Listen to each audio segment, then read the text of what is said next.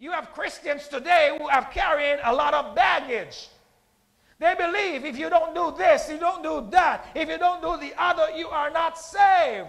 What must I do to be saved? That is the question that is resounding. But let me point out something to you, that even when you are born and saved and you are serving God, that people will look at you and say, you're not qualified, you need to go get a haircut. Hello. You need to go get a laser surgery to remove that tattoo that you have in that particular area that only God and you know, and because one day you reveal, they know. They want to root out all the things that they think qualifies you to be saved. It's told in the 16th chapter, verse 1 through 5, of Timothy, a convert, that his mother was a Jew and his father was a Greek. And they said to him, Paul, verse 3 of 16, Paul wanted him to go with them, and he took him and circumcised him because of the Jews who were in that region. They all knew that his father was a Greek. They say, it doesn't matter if you're saved, if you're coming to preach at my church, you have got to get a circumcision. Now let's back up for a little bit. What worked for one generation doesn't work for the next. What worked for one people doesn't work for the next. There was a time and there is a culture in which if you show up for church as a woman and you're not wearing a hat, and your skirt isn't brushing your ankles, and your sleeves are not down to your wrist, and you are makeupless. I mean, Revlon would not be in business if it were for this crowd. And I'm not saying Revlon needs to be in business, but I'm just saying that's the way they are. They are saying to you, if you show up for church like that, you're not a Christian. So they want to take you. And some of them, they might even have a wardrobe that you're prepared to be. You got to be dressed to impress them, not God. At this point, when Timothy showed up, they said, get your circumcision or you can't preach here. So Paul says, it's easier to do the cut than it is to argue and prove them that they're wrong. Sometimes in order to buy peace, you just agree with your enemy over something that is debatable. If you say this is wrong and I say it's right, okay, I get rid of it. There are places today where the woman can't show up for church, but there is a culture in this that if a woman shows up in a hat, she's a prostitute. Hello. There's a time when only prostitutes wore stockings. Hello. It's quite fashionable today. There is a time when, let me tell you, there are some self-proclaimed righteous people that they want to tell my wife after she desired an anklet for her foot, and I went out and sought for it and bought it and put it on her feet. She showed up for church, and a couple said, no.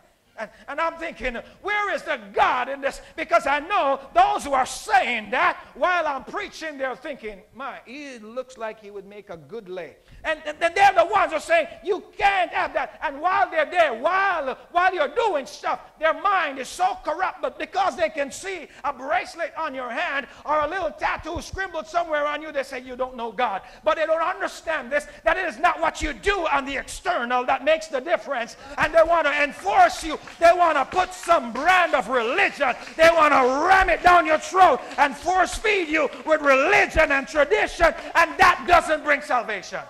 What brings salvation is that the church, the body, the world is asleep.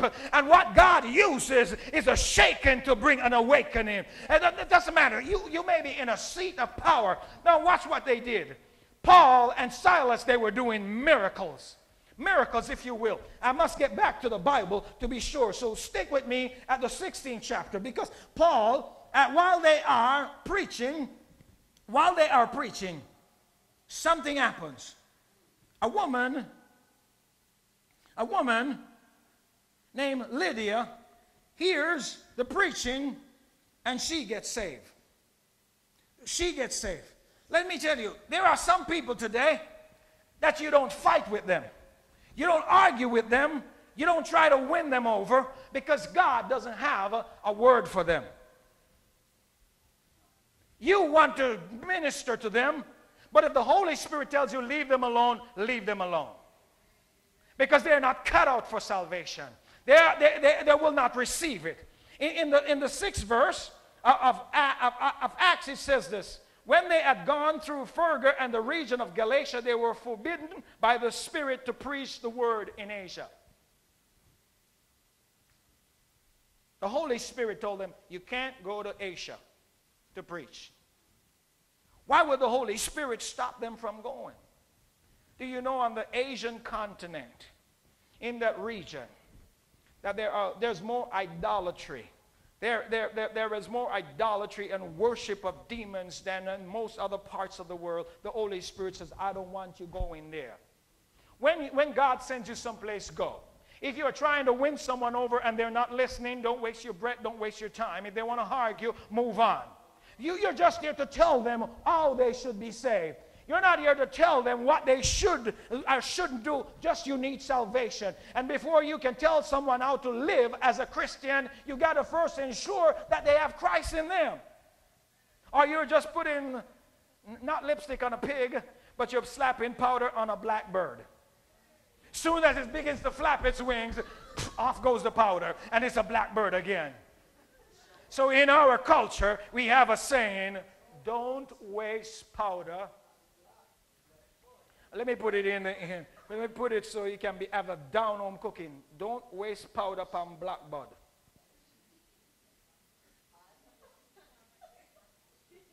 That's how we say it back home. But it's translated, do not waste your powder on a blackbird. So the point is this now. The Holy Spirit said, and not only that time, you would think that once the Holy Spirit would said, don't go there, but the Holy Spirit again tells them in the 7th verse, they had come to Mysia and tried to go into Bithynia, but the Spirit did not permit them. First, the Holy Spirit forbid them, said, don't. It was a stern rebuke. Don't go into Asia. And then the Holy Spirit. You see, sometimes in order, God gets your attention first by a shout. And when he realizes, I have children and I have a wife. And my children, I don't have to tell my wife what I want when I want what I want. I just look. Because I told her before. And she knows when I speak in this tone of voice. She knows where I'm going. And if she asks something and I don't get an answer, I'm not having a conversation about that issue. The Holy Spirit forbid them at first, and then the second time, he says, I'm not permitting you to do this. You see, we talk about training. Training is discipline, it's repetition. And when you get the message, you know, you're not allowed to do this anymore. The Holy Spirit said, don't go there. But they have news for you. And theologian, he says, we hear about the Macedonian call. But there was a man from Macedonia that he said, Paul saw this in a vision. In verse 9, he says, come over to Macedonia and help us. And after they had seen the vision, immediately he sought for us to go to Macedonia, concluding that the Lord had called us to preach the gospel there. Listen, in the walk and in the realm of the Spirit, you can't be one day in the flesh and the next day in the Spirit. You can't be hot and then cold. You can't be one day up and the next minute down. You've got to find a medium and stay in that medium. If you're hot, stay hot. If you're cold, stay cold. Because the minute you begin to drift, you come in the middle, and there is no middle ground. You're either here or there, or you're nowhere.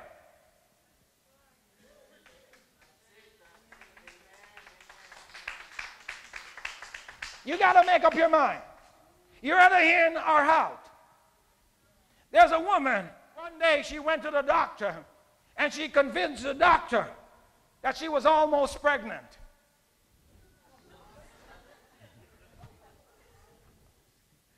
But the doctor, knowing better, knowing that you're either pregnant or you're not. And you will come to a church sometimes and you will try to convince the pastor that you are almost saved. But you're either saved or you're not.